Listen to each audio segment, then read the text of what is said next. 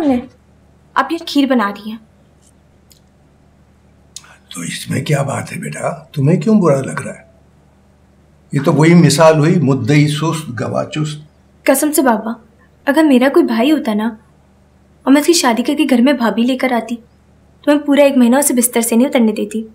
अच्छे अच्छे खाने बनाकर खिलाती, खूब सारे नखरे उठाती। लेकिन पता नहीं क्यों दुनिया इतनी संगदिल हो गई है। अब यहाँ की तो सूरत ही ऐसी है, जो भी उन्हें देखता उनका गर्विदा हो जाता है। लेकिन उनके ससुराल वालों को उनकी कदर नहीं है।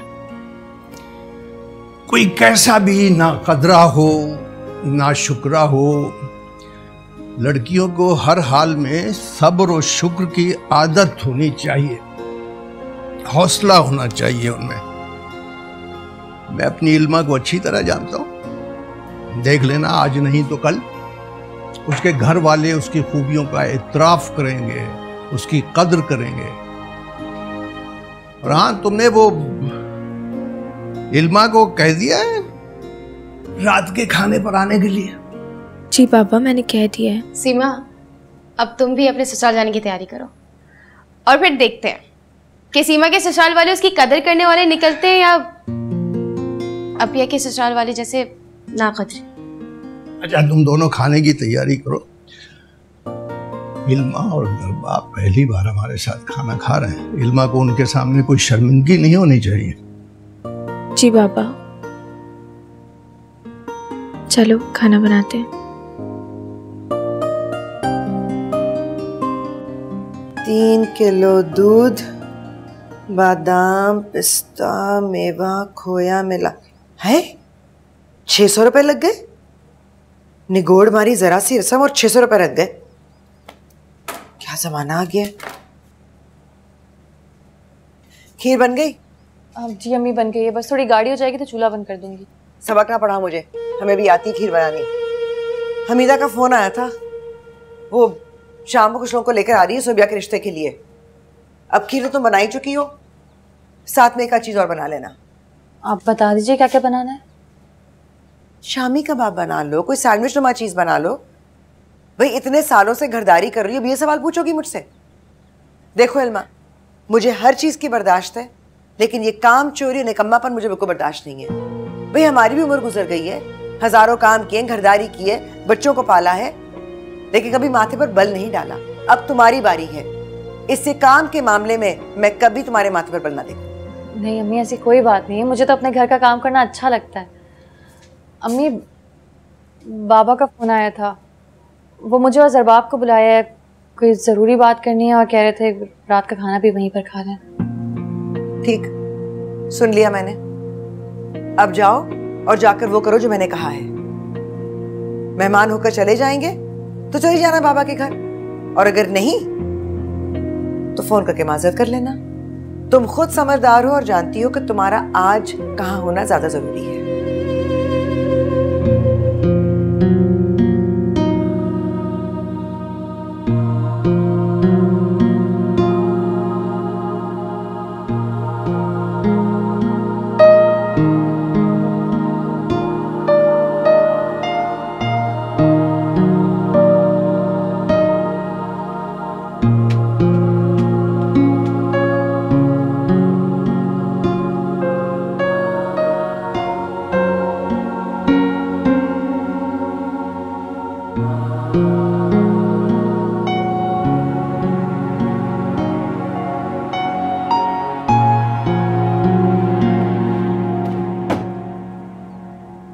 मम्मी।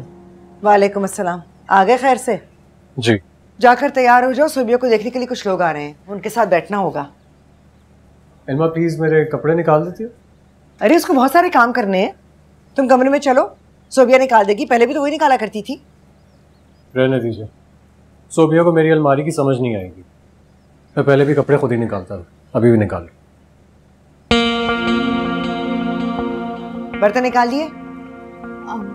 जी निकाल लिए। खीर भी बन गई है। खीर फ्रिज में रख दो और बाकी तैयारी कर लो, वो लोग थोड़ी देर में आ जाएंगे। जी। मैं ये नहीं कह रही कि तुम उन्हें माफ कर दो, लेकिन जो वो लिखते हैं कम से कम उसे पढ़ो तो सही कि वो क्या कहना चाहते हैं। बहन आप कुछ लीजिए ना, आपने तो हाथ ही रोक लिया। सब आप ही के लिए तो बनाया है। अरे मैंने तो बहुत खा लिया है और खीर तो बहुत ही मजेदार है। बहू ने बनाई होगी। अरे कहाँ, वो तो बस रसम पूरी करने के लिए उसके हाथ से चम्मच चलवा दिया था। बनाई तो सोबिया ने है। ये सैंडविच भी सोबिया ने बनाए हैं। वाह भाई, यानी कि आपकी बेटी काफी सलीकामंद है। अस्सलाम वालेकुम। वालेकुम वालेकुम अस्सलाम। मेरी बेटी सोबिया। नेहा सच बताओ, मेरी बिरयानी कैसी बनी है? सरबाब भाई को पसंद आएगी ना? सब्र करो, चख के बताती हूँ। सीमा बहुत टेस्टी है। अब मुझे ये बताओ कि मेरे कबाब कैसे बने? पागल, तुम्हारे कबाब नहीं, ये तो गाय के गोश्त के कबाब हैं। तुम्हारे कबाब तो शादी के बाद ही बनेंगे। सुनो, पहले मेरी बारी नहीं आएगी, पहले तुम्हारी बारी आएगी। नेहा एक बात कहूँ, मुझे शादी से बहुत डर लगता है। शादी बहुत ख़तरनाक चीज़ है। शादी खतरनाक नहीं होती, सास और नंदे खतरनाक होती हैं। वैसे तुम्हें फिक्र करने की ज़रूरत नहीं है, खाला तुम्हारा बहुत ख्याल रखेंगी। आखिर तुम उनकी मरहूम बहन की बेटी जो। अच्छा तुम ये बताओ, आपके के ससुराल वाले कैसे हैं? सीमा किसी के बारे में इतनी जल्दी थोड़ी कह सकते हैं, लेकिन जहाँ तक मेरा ख्याल है ज़रबाब भाई आदत के तो अच्छे हैं। ज़रबाब भाई बिल्कुल बुद्धू हैं। जो मर्द अपनी औरत की अपने घर में इज्जत नहीं करवा सकता, वो कितनी अच्छी नेचर का क्यों ना हो, कोई फ़र्क नहीं पड़ता। अच्छा सुनो, अब यानी सख्ती से मना किए सारी बातें बाबा के सामने करने से। खामखा डिप्रेस हो जाते हैं वो। ठीक कह रही हो तुम। अच्छा मुझे ये बताओ कि ये अपिया कब आएंगी? पता नहीं कहाँ रह गई हैं।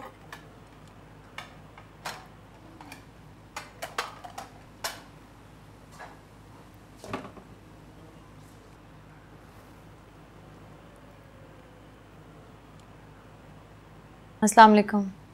वालेकुम अस्सलाम। ये बच्ची कौन? मेरी बहू है इल्मा। अच्छा, आओ बेटा मेरे पास बैठो।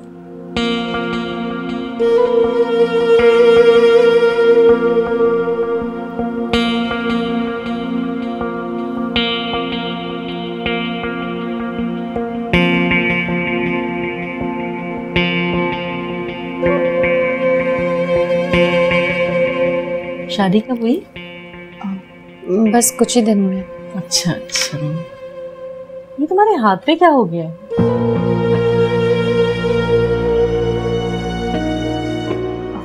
कुछ नहीं, बस वो खीर बनाते हुए जल गया था। अच्छा,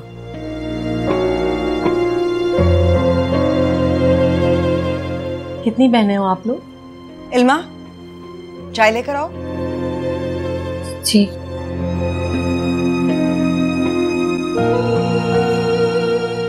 ये आजकल की बच्चियां बस बातें करवा लो, इनसे बातों में लग जाती, सारे काम भूल जाती हैं। वो चाय रखी थी ना चूल्हे पर, वो दूध जलने की बू आ रही थी। अब आप लेना कुछ हमीदा।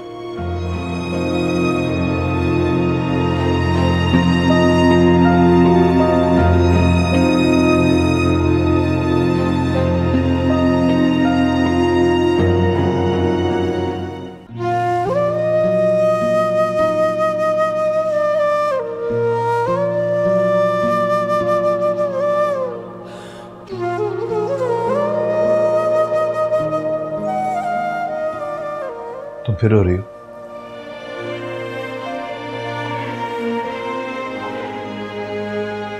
आप यहाँ भी आ गए?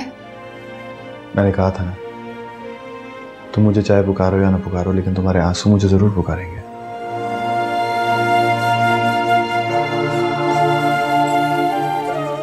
तुम्हारे हाथ पे क्या हुआ है? चल गया था।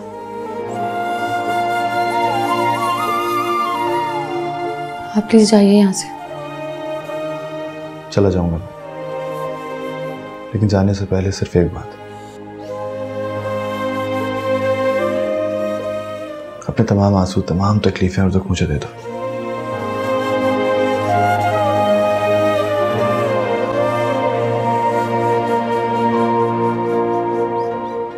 इल्मा, यार एक कप चाय तो बना दो प्लीज। हाँ, वो मेहमानों को सर्व कर दूं, फिर मैं आपको देती हूँ। सुनो, तुम्हारे हाथ पे क्या हुआ? वो खीर बना रही थी तो जल गया था। ओह अच्छा, सुनो चाय जल्दी ला दो, मेरे सोने से पहले मुझे बहुत नींद आ रही है।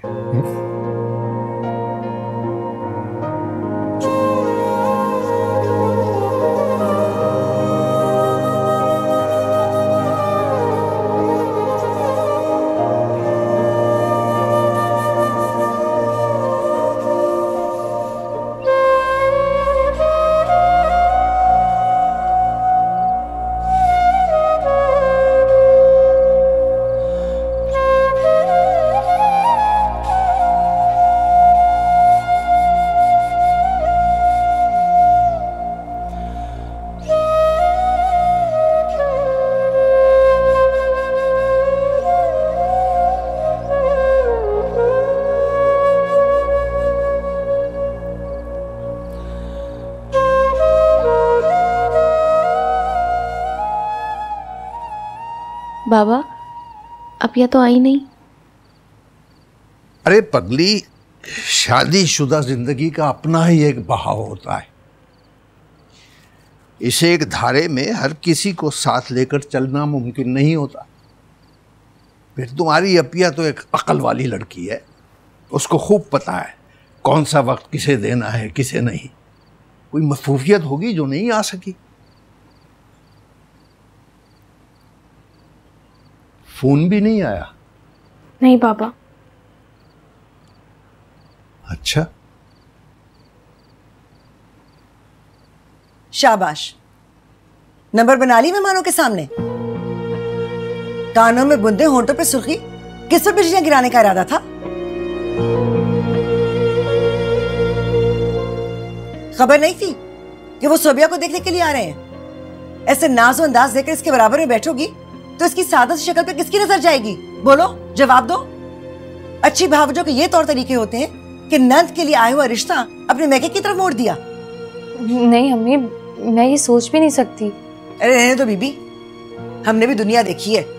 स्कूल कॉलेज में हम ना पढ़े हो, लेकिन लोगों के चेहरे पढ़ने में खूब आते हैं। अरे तुमने मुझे क्या बेवकूफ समझा हुआ है? मैंने उनसे कहा कि खीर सोबिया ने बनाई है तो तुमने फौरन अपना जला हाथ आगे कर दिया। माँ जैसी सास को झूठा कर दिया तुमने। क्या मिला तुम्हें गैर औरतों की हमदर्दियां समेटकर? घर वालों के दिल तो खट्टे कर दिए ना तुमने। मैं माजरत चाहती हूँ अम्मी, मुझे नहीं पता था आपने उनसे क्या कहा। इतनी अकल तो सब में होती। जब हम आपके घर गए थे रिश्ते के लिए तो आपके अब्बू ने क्या कहा था कि ये सब कुछ इल्मा ने बनाया है। इल्मा, मैं कमरे में जा रहा हूँ, तुम फारिग होके आ जाना।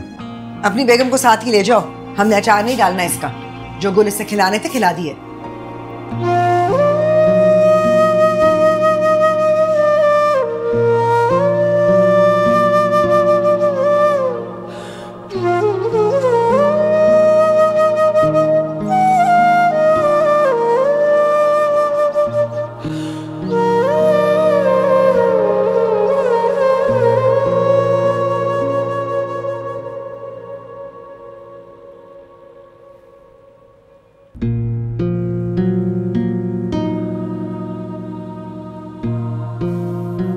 बस कर दो इल्मा, अब और कितना रोना है तुमने?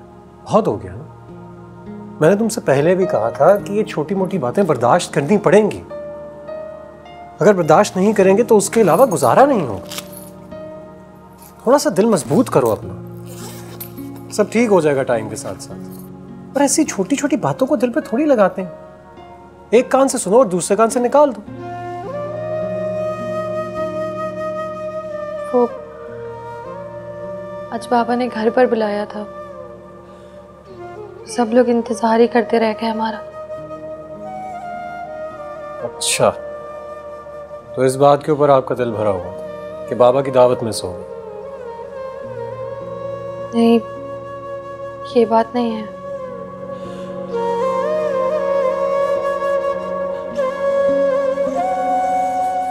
इल्मा, अगर ये बात नहीं भी है तो क्या फर्क पड़ता है? हम एक काम करते हैं, कल बाबा की तरफ जाते हैं, उनकी दावत भी खाएंगे और साथ सीमा और नेहा के साथ गपशप भी लग जाएगी। आप खुश?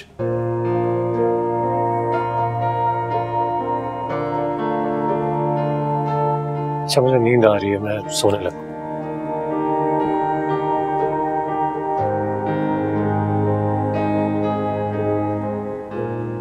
आप सो जाइए, मुझे अभी नींद नहीं आ रही। मैं कुछ देर छत पे टहलाऊं।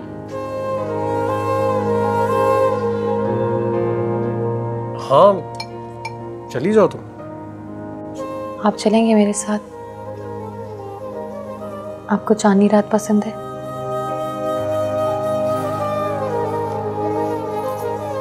बेगम, जिसके पास चांद जैसी बीवी हो उसे भला आसमान पर लटके हुए चांद को देखने की क्या जरूरत है? और मैंने वैसे भी जिंदगी में कभी ऐसे शौक पाले नहीं है। अब इतनी रात को छत पर जाकर चांद देखकर मैं अपनी नींद क्यों खराब करूं? अब जाओ, मैं सोने लगा।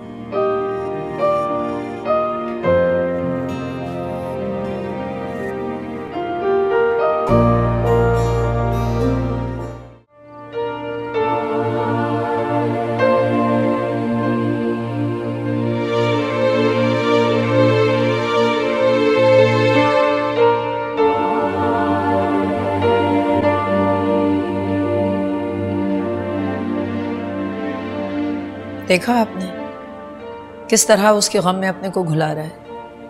न जाने कौन सी मनहूस घड़ी थी, वो लड़की इसकी जिंदगी में आई और पागल बनाकर चली गई। पागलपन और दीवानगी के फेजे से सुम्र का हिस्सा होते हैं।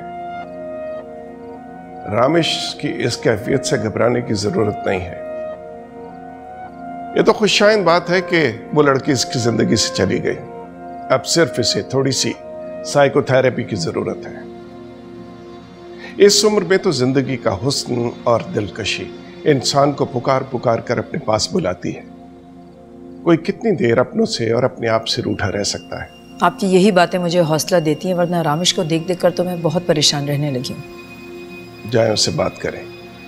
लेकिन कुछ नहीं। लोहा जितना गर्म होगा उतनी जल्दी मोल्ड होगा। अभी वो किसी और ही कैफियत में है। इनकार करेगा ना? इनकार हम सुनना चाहते हैं तमकनत बेगम। ये बार बार का इनकार इंसान को थका देता है।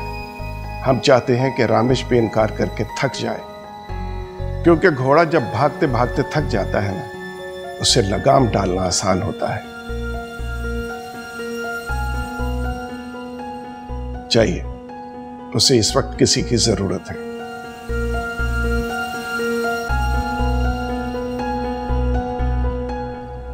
बीच भंवर में डाले ना आर रही ना पार गई। कुछ इश्क की मौज ने डूबी। तुम अभी चांद को अकेले ही देखती हो? अकेलेपन से घबराना कैसा? चांद भी तो पूरे आसमान पर अकेला ही होता है। ठीक कह रही हो। जिन्हें रोशनी फैलानी होती है वो ये कब सोचते हैं कि कितना अंधेरा है और कितनी तन्हाई।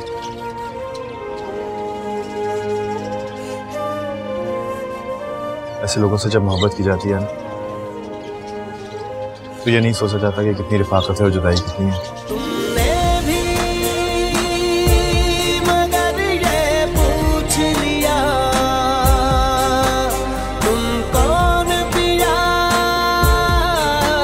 तुम कौन पिया, ये भेद तुम्ही अब खोलो। आप सोए नहीं अभी तक? तुम भी तो जाग रहे हो। मेरी फिक्र ना करें माँ, मेरी इन रचकों से दोस्ती सी हो गई है। मुझे भी तकलीफ नहीं देते। हर माँ अपनी औलाद को खुश देखना चाहती है। तुम अगर इस तरह जागोगे, दीवानावार फिरोगे, बेचैन नजर आओगे, तो माँ को कैसे करार आएगा? इसलिए मैंने एक फैसला किया।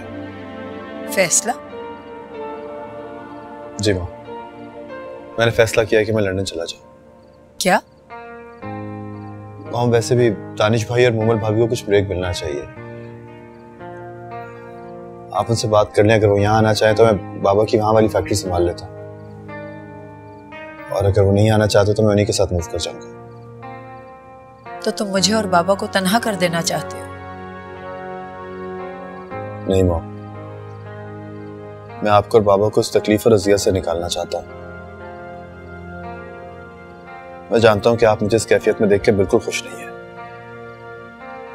लेकिन क्या करूं कि मैं इससे निकल नहीं पा रहा। यूं कह लें कि मैं निकलना चाहता ही नहीं हूं, इसीलिए मैं आप लोगों की नजरों से दूर होना चाहता हूं। शायद हम सबकी बेहतरी इसी में है।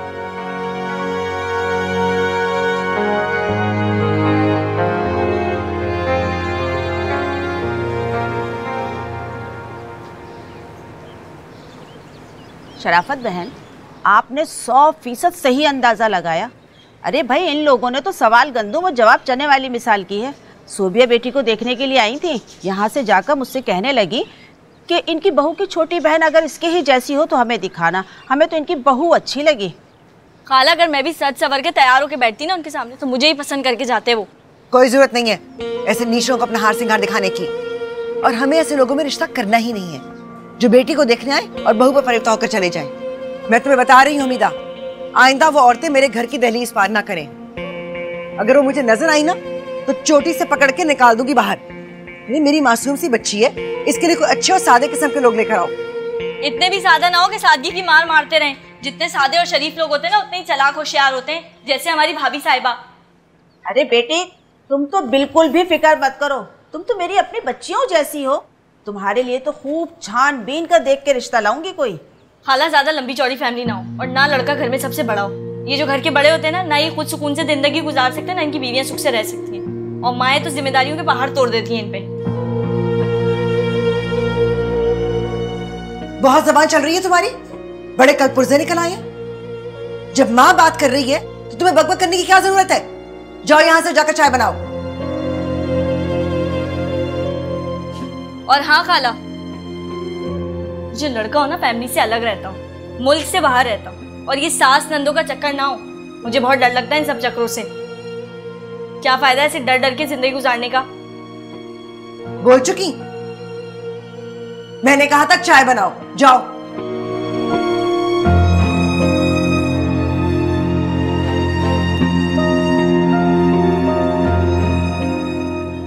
अबिया, मैं तो आप लोगों से बहुत नाराज थी और सोचा था ढेर सारी मिन्नत समाजत करवाने के बाद ही मानूंगी, और वो भी इस शर्त पर जब आप हमारे घर पे एक रात रहने के लिए आएंगी।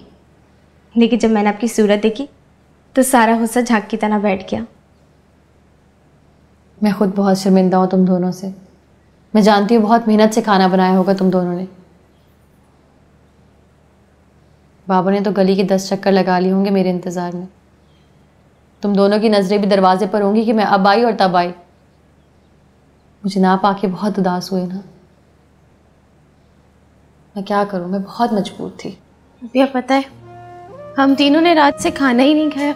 नेहा बस भी कर दो, हर बात बताने की नहीं होती है। सच में तुम दोनों ने खाना नहीं खाया? और बाबा ने भी खाना नहीं खाया? अपिया, बाबा तो आपके बारे में सोच सोच कर परेशान रहने लगे हैं। लेकिन मैंने तो बाबा से कुछ भी नहीं कहा। अपिया, हर बात कहना ज़रूरी नहीं होती। पता नहीं क्यों हमें ऐसा लगता है कि आपके ससुराल वालों का रवैया। अरे वो लोग तो बहुत अच्छे हैं, बहुत ख्याल रखते हैं मेरा। और ज़रबाप, उनका तो पूछो ही मत, इतनी मोहब्बत करते हैं मुझसे। अब देखो, कल हम नहीं आ सके थे ना, उन्हें इस बात का एहसास था। आज सुबह ही मुझसे बोले चलो मैं तुम्हें तुम्हारी बहनों के पास छोड़कर आता हूँ, ढेर सारी बातें करना उनसे। बस आ गई मैं। तुम लोग ना मेरी बिल्कुल फिक्र मत करो, मैं वहां बहुत खुश हूँ, सब बहुत ख्याल रखते हैं मेरा।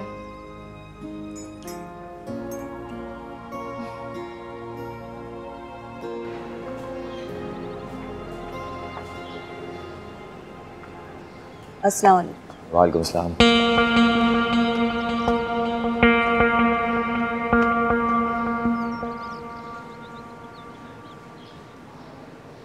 हमें हमारा हिस्सा दे दें, हम जाने हमारा काम। हिस्सा? कौन सा हिस्सा? तुम कौन पिया, तुम कौन पिया, तुम कौन पिया, तुम कौन पिया। जुम्मा 8 दिन हुए नहीं है भाई की शादी को, ये मोहतरमा फिर यहाँ के फेरे लेने लगी है। अरे कौन मोहतरमा, किसकी बात कर रहे हो? मोहतरमा हमीदा खानम, मैच मेकर, जादूगर, फितनागर। तो तुम्हें क्या मसला है, हैं? चुपता है, कुछ तकलीफ होती है? मुझे क्यों मसला होने लगा? मैं कोई दूध पीता बच्चा हूँ? अभी लाखों रुपए फूके हैं आपने भाई की शादी पर, मजीद लाखों रुपए की खर्च करने की तैयारियां हो रही हैं। मेरे लिए भी कुछ जमा किया है या जितना जमा किया हुआ उन दोनों पे लुटाने का इरादा है आपका? तो यूं कहो ना कि हरी हरी सूझ रही है। अरे पहले कुछ बन तो जाओ, उसके बाद दूल्हा बनते हुए भी अच्छे लगोगे। मेरे शहजादे को शौक हो रहा है ना माथे पे सेहरा सजाकर मुंह पर रुमाल रखने का, तो बेटा जी रुमाल भी सदा मुंह पर नहीं रहता, हटाना पड़ता है, फिर दुनिया के सामने असलियत खुल जाती है। बस आप भी उन लोगों में शामिल हो जाएं जो तंज के तीर बरसाते हुए नहीं थकते। और आपसे ये किसने कह दिया कि मुझे शादी करने का शौक है? ऐसा फजूल शौक नहीं है मुझे। मैं बाहर जाना चाहता हूँ, इसके लिए रकम चाहिए मुझे। बाहर जाना चाहते हो? क्यों? यहाँ पर नौकरियों का काल पड़ा हुआ है जो बाहर जाकर नहरें खोदोगे? यहाँ मुझे नौकरी नहीं मिलेगी, मैं कुछ नहीं जानता, मुझे बाहर जाना है। क्यों नहीं मिलेगी यहाँ नौकरी तुम्हें? सारे महकमों को तुमसे कोई अनाद है, कोई बैर है, मसला क्या है आखिर? अरे अपनी डिग्री हासिल कर लो, फिर कोशिश करना, इंशाल्लाह नौकरी मिल जाएगी। मैंने कह दिया ना, मुझे यहाँ नौकरी नहीं करनी। तो मैं क्या करूं? कहां से हूं मैं लाखों रुपए? अरे किसी की शादी निपटाऊं, किसी को बाहर भेजूं, मैं अकेली औरत क्या क्या करूं आखिर? फिर इस खजाने पे दिन रात चौकीदारी क्यों करती हैं आप? हमें हमारा हिस्सा दे दें, हम जाने हमारा काम। हिस्सा? कौन सा हिस्सा? मेरा जेवर है, मेरी मिल्कियत है, तुम हिस्सा मांगने वाले कौन होते हो? जानता था यही जवाब देंगे आप मुझे। सबको जानता हूं, अच्छी तरह जानता हूं। किसी के दिल में मेरा कोई दर्द नहीं है, किसी को मेरी परवाह नहीं है। सब अपनी खुशियों में मगन, मैं अपनी जिंदगी खुद ही संभाल लूंगा।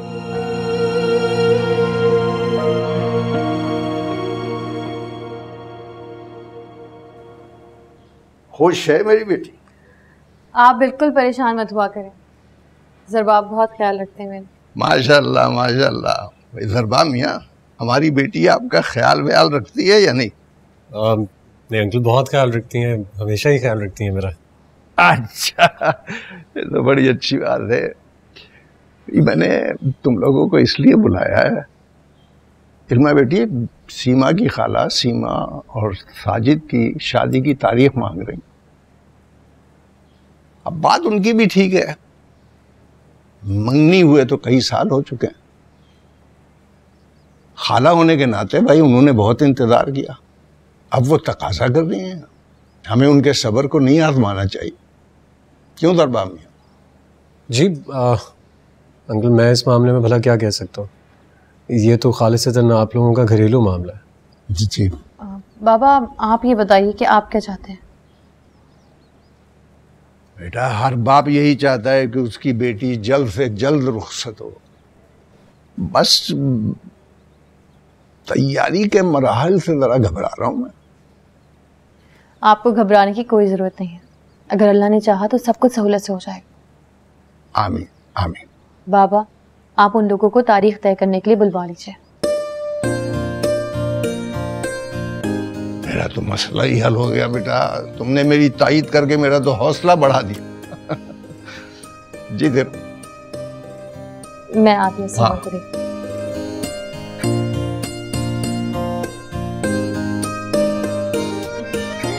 अपिया, आप मेरे साथ अच्छा नहीं कर रही।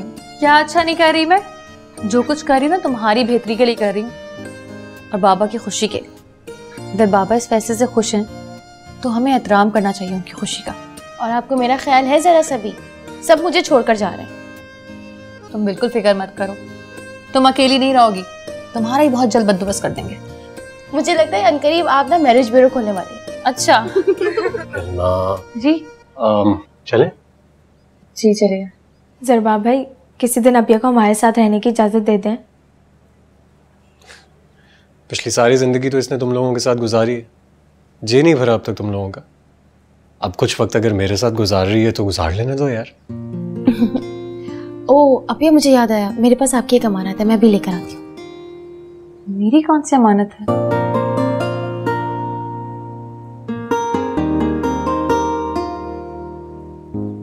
ये लीजिए आपकी अमानत। ये क्या है? अब ये रामेश भाई ने दिया आपकी शादी का तोहफा। वो देना भूल गए थे। रामेश भाई ने हमें ताकीद की थी कि आपका गिफ्ट आप तक पहुंचा दें। वो दरअसल शादी में नहीं आ सके थे ना, तो इसलिए बाद में दे गए। चले इल्मा? जी चलती हूँ।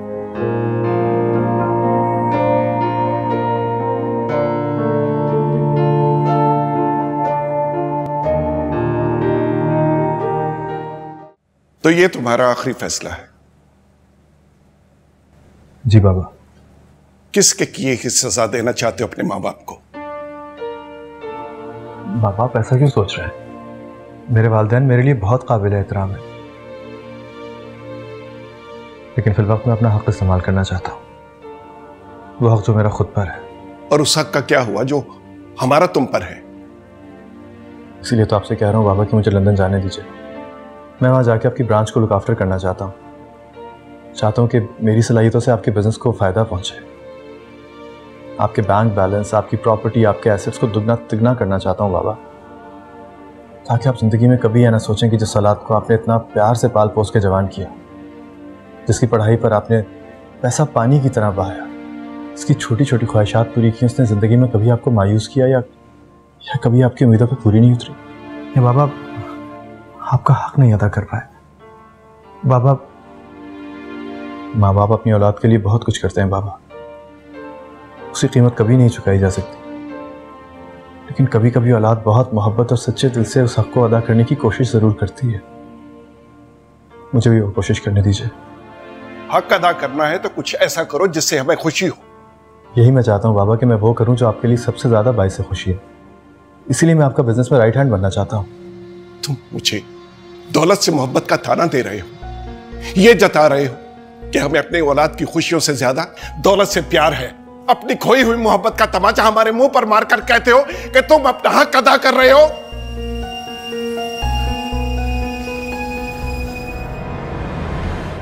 बाबा क्या हुआ मुजफ्फर? बाबा क्या हुआ आपको? अरे बेटा फोन करो जल्दी जल्दी। बाबा फोन करो जल्दी। बाबा जल्दी से एम्बुलेंस को फोन करो मुजफ्फर। अरे ऐसी बदलिहाजी, ऐसी बदतमीजी कि मैं तुम्हें क्या बताऊं। मैं तो हैरानी रह गई हूँ। पता नहीं क्या हो गया इस लड़के को। ऐसा लगता है कि कमबख्त को ऐसे बावले कुत्ते ने काट लिया हो। अरे नहीं, अब सूझ रही है उसको। बाहर जाऊंगा जैसे बाहर वाले तो हार फूल लेकर खड़े हुए उसको खुशामदीद कहने के लिए। अब तो मुझे बताओ भला, ये यहाँ पर उसको नौकरी नहीं मिलती जो बाहर जाने के लिए पर तोड़ रहा है वो? अम्मी अभी आपको असल कहानी का पता ही नहीं है ना, जिसकी बुनियाद के ऊपर वो घर में ये नित नए तमाशे कर रहा है। क्या कहानी, क्या हुआ है? मौसूफ का रिजल्ट आ गया है और इतने दिनों से हम सब घर वालों से छुपा रहा था। वो तो इत्तेफाकन उसका एक दोस्त मिल गया मुझे, उसने बता दिया। तो उसने हमें बताया क्यों नहीं उसका रिजल्ट आ गया? वो तो पिछले 2 महीने से इंतजार कर रहा था। किस मुंह से बताता? सारे सब्जेक्ट्स में फेल हो गया है वो, तीनों के तीनों सब्जेक्ट्स में। और सिर्फ फेल नहीं हुआ, बहुत बुरे तरीके से फेल हुआ है। मुझे तो लगता है कि अगर सप्ली के पेपर्स भी दे दिए तो पास नहीं होगा। मुझे तो ऐसे लगता है जैसे उसने पूरा साल पढ़ाई नहीं की अम्मी, दोस्तों के साथ अय्याशी करता रहा है बस।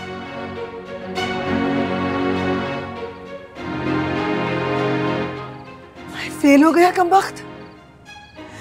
इतनी ट्यूशनें पढ़ाई, भारी भारी फीसें भरी, कोई जिम्मेदारी नहीं डाली, हर दुख अपनी जान पर लिया, फिर भी फेल हो गए। अम्मी जी क्या हो गया आपको? आप उससे उम्मीदें लगाकर क्यों बैठी हुई थी? आप अपनी तबीयत तो खराब ना करें ना।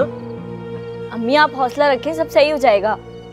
अम्मी आप तो अच्छी तरह जानती हैं आरिफ एक नंबर का निकट्टू, निकम्मा और बेकार इंसान है, फिर आप उसकी वजह से इस तरह क्यों कर रही हैं? अम्मी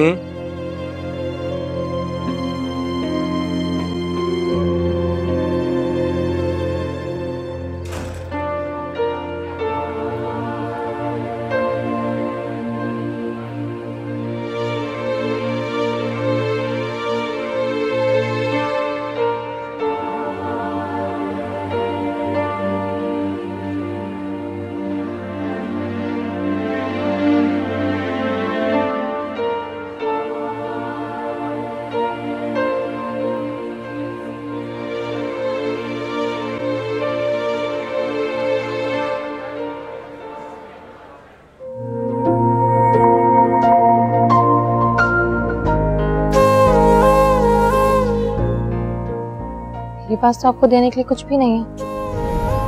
तुमने तो मुझे वो दौलत दी है जिसके बाद दुनिया की किसी चीज की कोई तमन्ना रहती ही नहीं। वो क्या? कभी ना खत्म होने वाला इंतजार।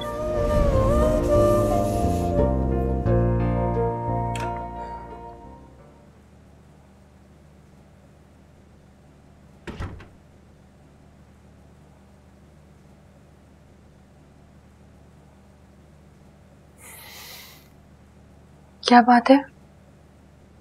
आप परेशान लग रहे हैं। घर के उलझनों की वजह से परेशान हूं।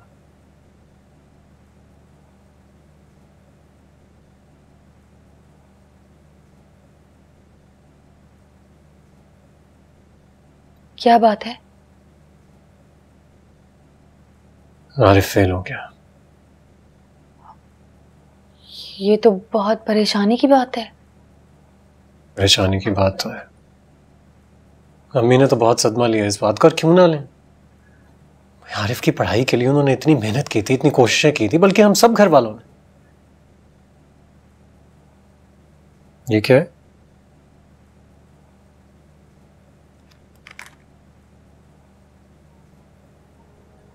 इतनी महंगी घड़ी? जी लगती तो है। लगती क्या है, बहुत कीमती घड़ी है ये। तुम जानती हो जिस ब्रांड की घड़ी है ये दुनिया का नंबर 1 ब्रांड है, और इसके डायल पर डायमंड्स लगे हुए हैं। इल्मा, किसने दी है ये? रामेश हसन ने। रामेश हसन कौन है? आप मिले तो थे उनसे जब बाबा को हॉस्पिटल देखने गए थे। अच्छा, वो रामेश हसन थे? तो वो तुम्हारे क्या लगते हैं? वो बाबा की कंपनी के ओनर के बेटे और बाबा के भतीजे।